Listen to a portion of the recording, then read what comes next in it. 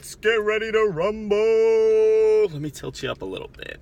Yeah, how's that? Great. Okay, awesome. Let's get started. Welcome.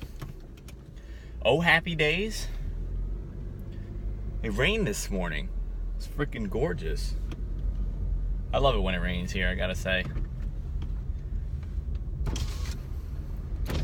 It's sunny all the time. You get a break every once in a while. Once in a while. It's nice to have just once in a while. Every now and again.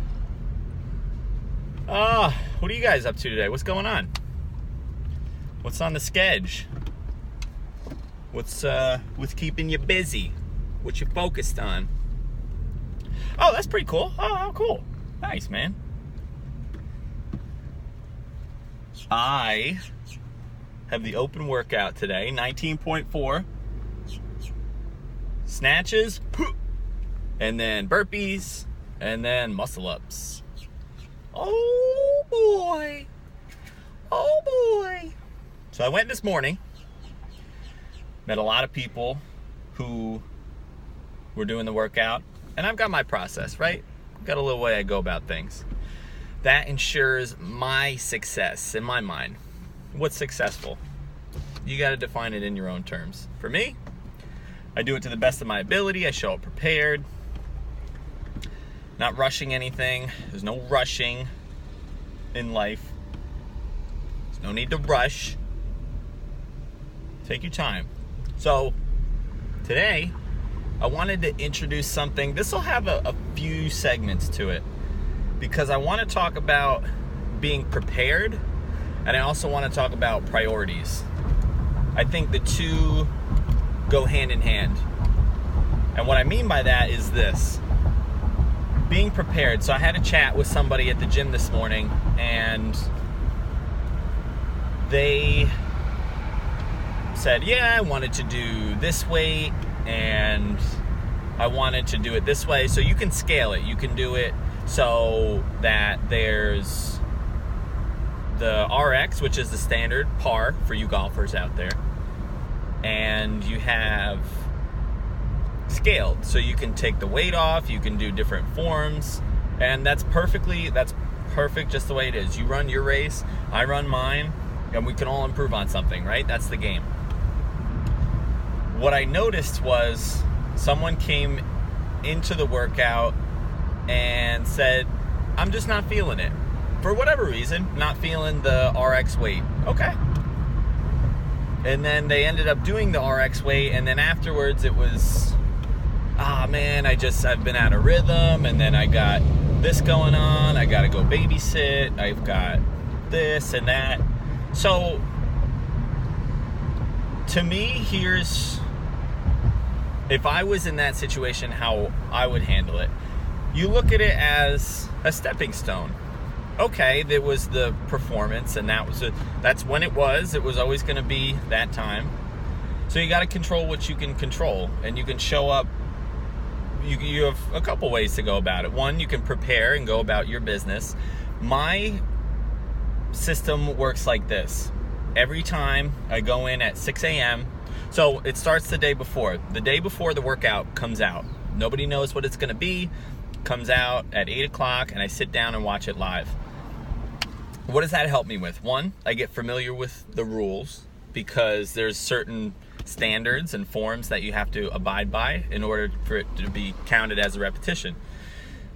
Number two, I get to see somebody else do it, and I get to see a professional do it. These people are out of their minds, fitness-wise, but it shows me a little perspective. I get to see that end of the spectrum. Okay, great. Get to watch it, and then I play it out in my head. After watching someone who is phenomenal at it, I've got an inflated self-image on how I will perform, and that builds my confidence. So I get to see it, I say, okay, the weight looks a lot lighter, I get to see proper form, I get to see how they pace themselves, and it gives me confidence that I can complete it, or I can do more than I might give myself credit for, which puts me at an advantage. So, get some rest, and I'll go over the workout in my head 5-10 times. Get some rest, show up in the morning, 6 a.m., and I watch for about 2 or 3 hours, just watching people go through it. I help out and I'm pushing people. I'm just having fun. It's so much fun. I love to see everybody there in the morning. Everyone's talking about the workout. Oh, how'd you do on this part? It was fun. It was tough. And that's the fun. That's so much fun to me. There's a lot of you out there like, why would you put yourself through that? That's my mom's saying, oh, that's ridiculous. It is ridiculous, Mom. I'm ridiculous. I love being ridiculous. Go to yesterday's episode. I love me some me. I love being me. It's wild, some of those workouts. Anyway, besides the point. So I get to digest what everybody does, how they feel about it. I get to work on, if I have any movements that I want to work on, I can do those in the morning. I can get my muscle ups and start to feel it and start to get in the rhythm and know. I start to feel how I want to show up. And I get myself in the zone and I see, okay, here's the weight, here's the movements I want to do, and I start revving up to it and just getting a taste of what it's going to be like. So, there's no surprises when I get there. So I'm on my way to work now. I'll go and work for a little bit and then I'll come home, reset myself, and then when I go in the gym, it's the difference between the range and going and playing golf. When I'm at the range, I get to work on my form, I get to ask questions, I get to play around, it's nothing serious, there's no consequences. When I go and play golf, it's literally just get the ball in the hole. It doesn't matter what your form looks like, it doesn't matter what any of that looks like. You have one objective, and you gotta play within the rules, right? So, 1, I'm comfortable with the rules. 2, I've practiced everything that I wanna practice. And 3, now I can let it go. And once that bell goes off, I'm racing and I'm going right for my objective. Next rep, next rep, next rep, keep breathing, and that's all I have to focus on. And I feel prepared and it served me well. I'm a baby at this. I've only been doing it 6 months or so, 6-7 months. But I have a process and the process works for me. And is it perfect? No, absolutely not. I'll show up nervous. To me, it's excitement. I mean, you get that feeling in your stomach. I learned to use it. And I'm translating all these things that happen in golf and just moving them to CrossFit. So, I'm prepared. I'm prepared when I go. There's nothing that's going to show up that I'm not familiar with. I know what to tell the person that's judging me. And we go from there. So, to me, I wouldn't... If I had something come up in the morning, say I had something I had to be at, I had a doctor's appointment, I had a meeting I had to go to, whatever. It's at the expense of all these other things. There's a balance, right? I couldn't spend 12 hours watching people do this workout and take all these information, all these notes, and it would be overkill. So there's a balance, and for me, this balance works. When it's time to go, it's time to go. And there's certain people I want to watch, and there's certain people I want to learn from, and then everybody else I'm there to support. I love being a part of that. That to me is one of the most fun things of this whole fitness aspect of my life, supporting others. Now I want to introduce the idea of priorities. If you have other priorities, say CrossFit is number 3 on your list. You've got your job, you've got your kid. Sorry, this is coming from a single dude. You got your kids, you got your job, and then you've got your health. Whatever order they may be in. Health should be number 1. You gotta take care of you first. So if those things are a priority, you're gonna have to get up in the morning and you got a meeting at 9 o'clock and you're gonna have to get all of your notes ready, and then, but I gotta get the kids off to school, so I'm gonna have to take a little time for that.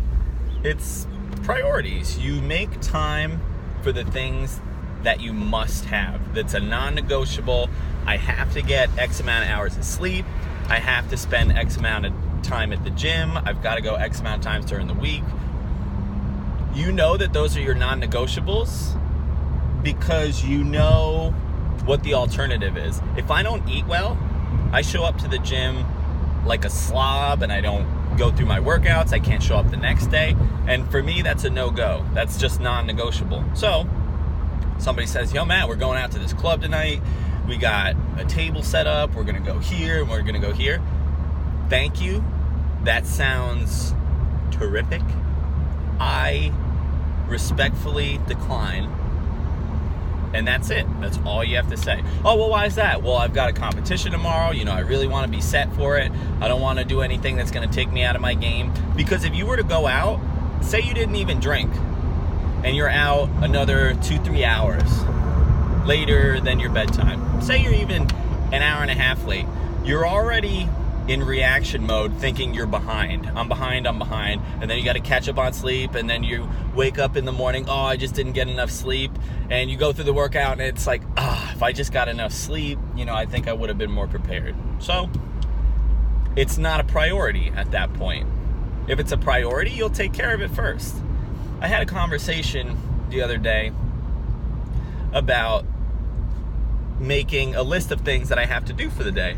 And there are only a couple things. And I say, if I do these 3 to 5 things, I will have, in my mind, a successful day, a productive day. And they asked me, well, what if you can't get around to all of those things? If you can't get around to those things, you don't have much of a life to begin with, because you're always in reaction mode. You're not focused on what you're going for. You're not delivering on your promises to you. If somebody comes up to you and says, hey, can you pick up my grandma from the airport? I love grandma. I just have something going on and I'm not able to break my promise to myself for that. It's a non-negotiable. I have to go to the gym. If I don't go, I'm going to be behind all week.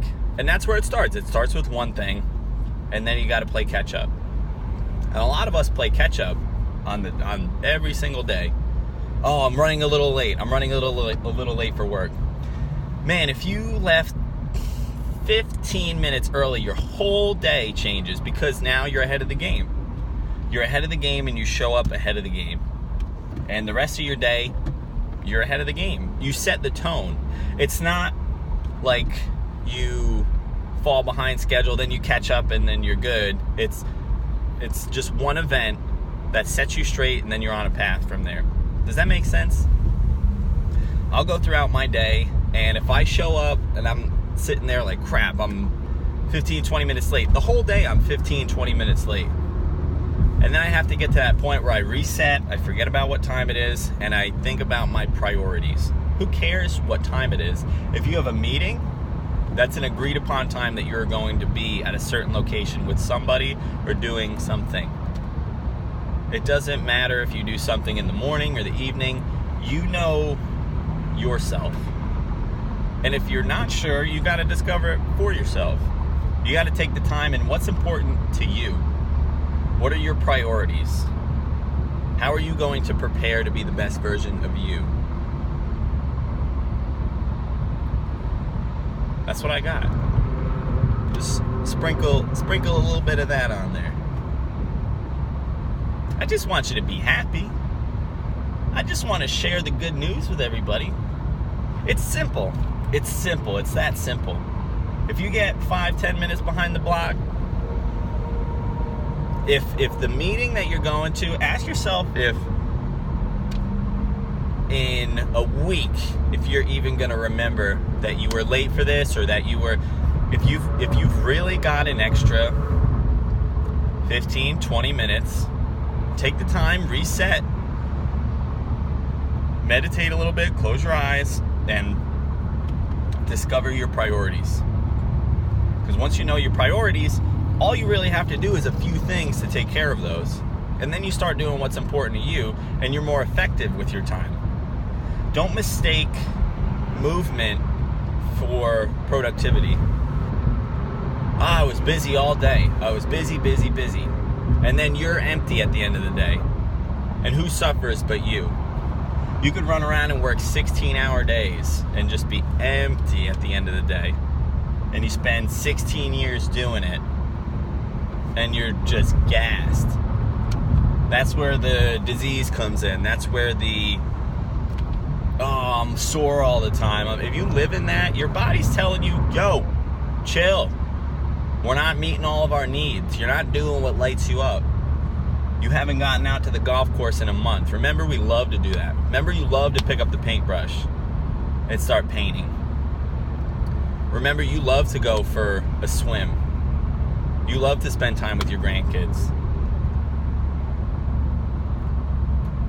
There's no rules to the game. Find out what lights you up. I don't care what it is. If you want to go to a knitting club, go to the knitting club. Please. Do yourself a favor. Have fun with it. Everybody's got hobbies. Discover something new. You like trying new things? Perfect. Go to one of those. I saw one of them. Gosh, they look so cool. I am not an artist, but I am thinking about doing one of those. You go and sip wine and you paint. Like, that actually looks like a lot of fun. I could bring a friend and go and do that. That looks like a lot of fun. Who cares what it is? Take some time for you. Work on the ambitions that you have. Discover what vision you have for yourself. Start dreaming again. Get back into it. We stop when we start getting older because life starts taking over. Oh, I got this to do, got that to do. Keep dreaming. Don't stop dreaming. Go for the things that light you up. What is it? Do you aspire to own a home? Do you aspire to have a safe retirement? What would be cool? There's no rules when you're dreaming. The kid asking for his Christmas gifts doesn't think about, oh, well, that costs a lot of money. I don't know how that's going to happen. No, the kid asks for it and doesn't even think twice about it. He's already got it. Man, I cannot wait to fly my C-130 plane. The kid doesn't think, wow, geez, I haven't even thought about getting my pilot's license. No. The kid asks for the plane because that's what he wants. What do you want? Anything. Could be material things. Could be a certain feeling that you're looking for. Feeling loved by the people in your life. How cool would it be if you got home from work and wifey or hubby was sitting there? Sweetheart, it is so good to see you today. I missed you. How was your day? Why can't you have that? How cool would that be? The material things won't make you happy, but I will say I've got some material goals myself. And behind those is becoming the person I want to become. And that's what I'm after. That's what lights me up. Listen, I'll share with you all day about me, but it's not about me. It's about you too. Take the time for you. Tell me what it is. I would love to know. I'm inspired by your visions and dreams. I love having these little sessions where we can brainstorm a little bit. Keep dreaming. All right? Am I going to see you tomorrow? Am I going to see you? Thanks for spending your time. I hope you guys are doing well. I really, really, really appreciate it. Feel free to reach out anytime, all right? Later.